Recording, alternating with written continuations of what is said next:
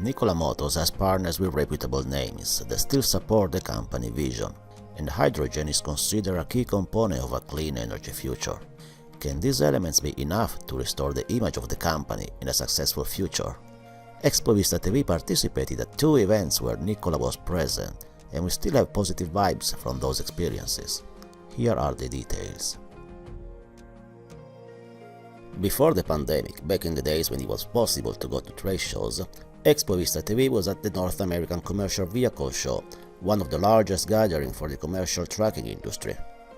There we saw the Nikola 2 up close, and so did many thousands of other visitors that attended the event. Of course, we didn't see the truck moving inside the exhibition area, but we saw a lot of engineers, drivers and mechanics moving around the truck, inspecting it or climbing inside the cabin.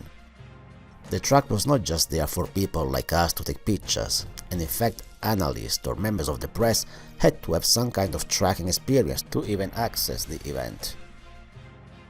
Nikola was sharing the exhibition space with German technology partner and investor Bosch.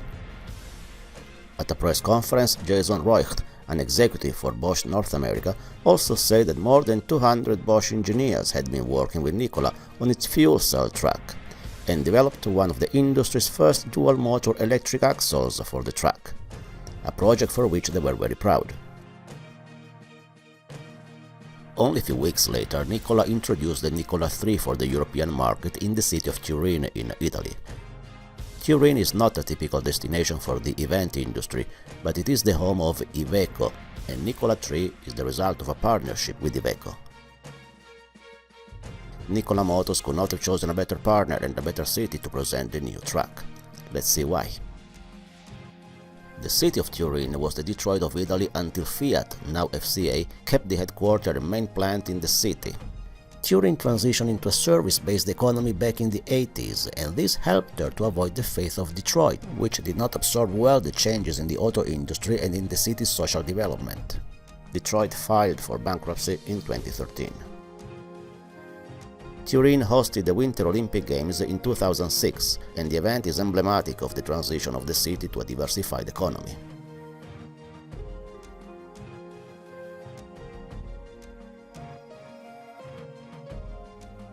But engines are still part of the DNA of the city. Here in Turin it is also possible to access the skilled workforce for the trucking industry in both management and production. Fiat was the mastermind behind the merger and the creation of the Iveco brand name. The brand is now part of the CNH industrial group, but the headquarters of Iveco is still in Turin, and so are 2 of the most important engines production plants. Iveco is the result of the merger of 3 European groups: OM of France, German Magirus Deutsch, and Fiat Trucking Division.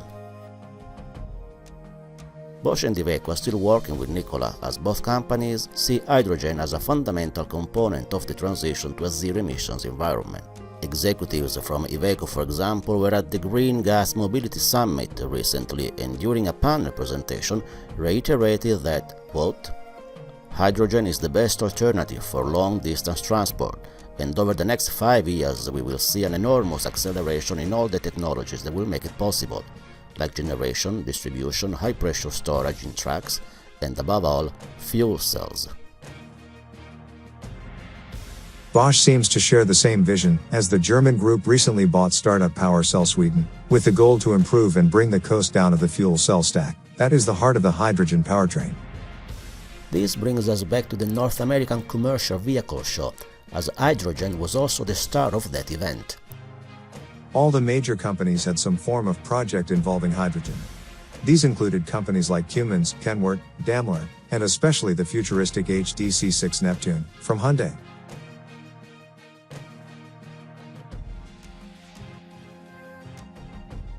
This bodes well for Nikola 1. The truck did not make its debut at an industry event, probably because it was not completely ready for testing by a crew of hands-on professionals, like representative from Iveco, or the professionals attendees of a trucking show. But the Nikola 1 was ready enough to generate interest at a marketing and PR event targeting the press, analysts, investors, and executives in logistics. If the video about the Nikola One rolling down a hill had a disclaimer at the bottom of the screen, like those ads that say "do not try this at home," the track probably would have not received such a bad publicity, and the focus would have been on the legal battle about the design attribution only. At the NACV convention, new designs were on display too, and they all had attribution, as we can see here. How far these designs can be modified and still be attributed to the original designer is at the center of the legal dispute between Nikola and Tesla. Whatever the outcome, hydrogen is part of the transition to a clean energy future, and somebody has to drive the transition.